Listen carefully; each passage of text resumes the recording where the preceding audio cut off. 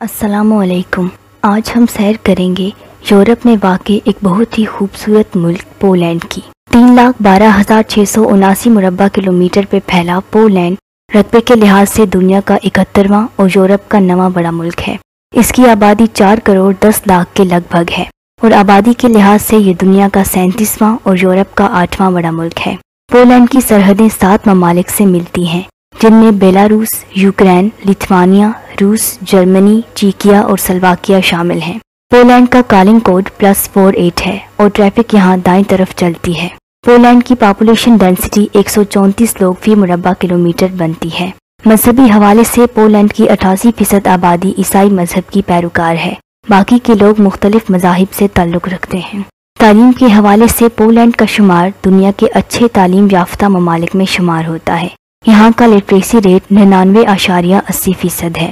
Poland کی 97% آبادی polish زبان بولتی ہے، جو یہاں کی آفیشیل لینگویج ہے۔ باقی کے 3% لوگ جرمن، انگلش، یوکرینین، بیلاروسین وغیرہ بولتے ہیں۔ پولینڈ کی کرنسی پولش زلوٹی کہلاتی ہے۔ ایک زلوٹی کی قیمت پاکستانی کرنسی میں 71 روپے اور انڈین کرنسی میں 19 روپے ہے۔ وارسا پولینڈ کا دارالحکومت ہے، جو پولینڈ کا سب سے بڑا شہر بھی ہے۔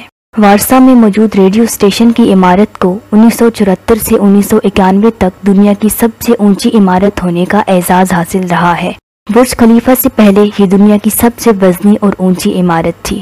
پرانا ہو جانے کی وجہ سے اس پر لگا ریڈیو کا ٹاور ڈیمولش کر دیا گیا ہے۔ یہ سوویت دور میں ریڈیو کے ذریعے پروپیگنڈا کے لیے بنایا گیا تھا۔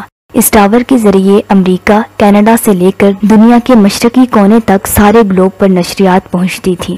دوسری جنگ عظیم میں نازی جرمنی کے ہاتھوں پولینڈ کے 60 لاکھ سے بھی زیادہ لوگ مارے گئے تھے اور ملک مکمل تباہ ہو گیا تھا، جسے دیکھ کر کوئی تصور نہیں کر سکتا تھا کہ یہ ملک کب تک پھر سے اپنے مقام پر واپس پہنچ سکے گا۔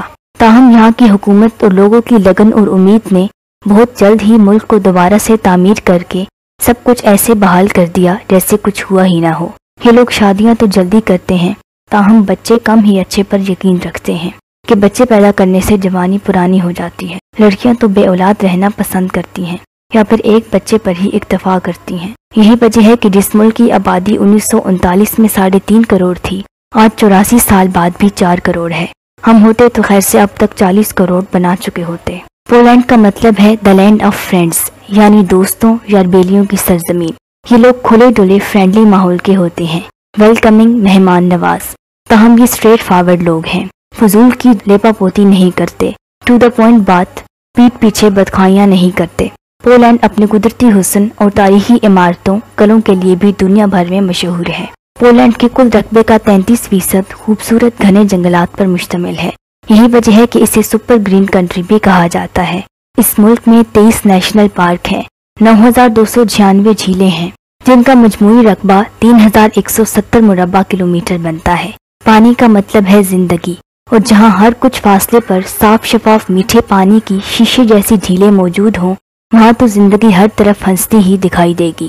پولینڈ کی سالانہ نامنل GDP $693 بلین اور کم سے کم فیکس سالانہ آمدنی $16,822 ہے۔ پولینڈ افغانستان سے 2.5 گھنٹے پیچھے، پاکستان سے 3 گھنٹے، انڈیا سے 3.5 گھنٹے اور بنگلہ دیش سے 4 گھنٹے پیچھے ہے۔ پولینڈ کا فاصلہ پاکستان سے 4,710 کلومیٹر ہے۔ اس ویڈیو میں اتنا ہی۔ ویڈیو اچھی لگی ہو تو لائک کر کے دوستوں کے ساتھ بھی شیئر کریں۔ کوئی سجیشن، کوئی کمی بیشی ہو تو بھی کمنٹ کر کے بتائیں۔ نیکسٹ ویڈیو تک اللہ حافظ۔ اب آئیے گھوم پھر کر اس ملک کی لینڈسکیپ اور شہر اور عوام دیکھتے ہیں۔